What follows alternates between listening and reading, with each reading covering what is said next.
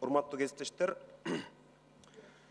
2010 жылкы ыңкылаптан кийин эмне өзгөрдү? Экономикабыз дүркүрөп, бир өнүккөн бир 50 мамлекеттин катарына кошулуп кеткен жерибиз жок.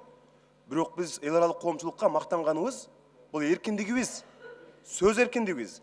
Акаевдин, Бакиевдин учурундагыдай өлтүрүп, сабап, камап салуу деген мурдагыдагы салыштырганда андай учур дээрлик аз же жок десе деп ошон үчүн мактанабыз. Бирок эми ошол сөз эркиндигибизди ушул боюнча сактап калышыбыз керек да.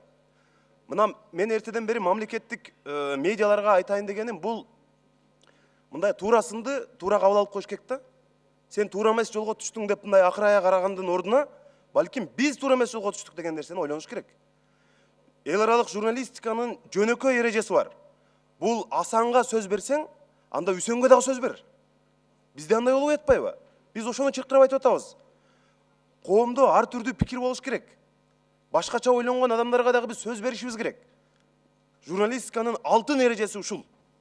Эки тарапты бирдей чагылдыр. Курч бол, бирок калыс бол деген. Бизде ошондой болбой атпайбы? Биз ошону самап, бизде бул эркиндик дегендин мындай мааниси абдан чоң. Өнүккөн бай мамлекеттер эркиндиги жок болсо, эркин абадан дем ала албаса, ал бактылуу боло албайт. Биз өнүгүп өсүп, дүркүрөп өнүкпөсөк дагы, биздин мындай эркин абадан дем алабыз биз. Биз президентти сындай алабыз, спикерди сындай алабыз, депутаттарды сындай алабыз. Ошондугубуз менен биз башка өлкөдөн айырмабыз ушундай. Ошондуктан мен баягыдан бери айтып атканым, бул мындай башкача ойду айткан адамдарга дагы сөз бериш керек. Элге дагы сөзсүз эле ушул бир адамдай ойлонушубуз керек деген бул туура эмес. Жана мен кечирип коесуздар, жана ошол бир мамлекетти мисал келтирип алып турмун, бирок мындай андай жолдагы мындай туура эмес деп ойлойм да. Ошондуктан анан экинчиден Акаевчи, Бакиевчи деген нерсени мындай мен бир жаш депутат катары айтып коеюн.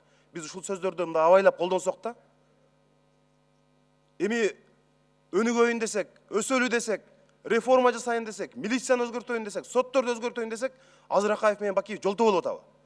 Же ошолордун кадрлары бизди колдон кармап алып, өнүкпөгүлө, өспөгүлө деп мындай бир андай жок да. Ошондуктан мындай биз алдыга карап жылбайлыбы? Алдыны ойлобойлубу? Артка караганда пайда жок, пайда жок.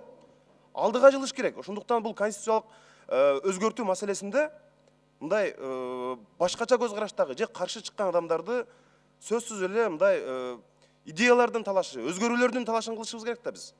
Анан бирибизди чукуп, ким каршы сүйлөп койсо, дароо кылмыш ишин козгой калып, анда эмнеге мурда козгогон жоксуңар? Же ошол эле Акаевчи, Бакиевчи деп бизде жокпу мындай? Бардык жерде бар. Андай эмес, бир дагы партия жок. Ошондуктан жаңы саясий маданиятты калыптандыралы, идеялардын, өзгөрүүлөрдүн, реформанын тегерегинде талаш тартышалы деген маселе ошондон.